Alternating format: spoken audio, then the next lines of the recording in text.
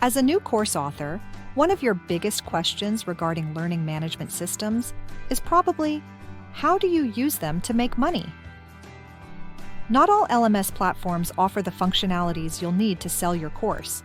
So if you plan on selling it once it's done, there are specific LMS features you want to look out for. First and foremost, you'll need an LMS with e-commerce features. This includes tools like shopping carts and online payment processing.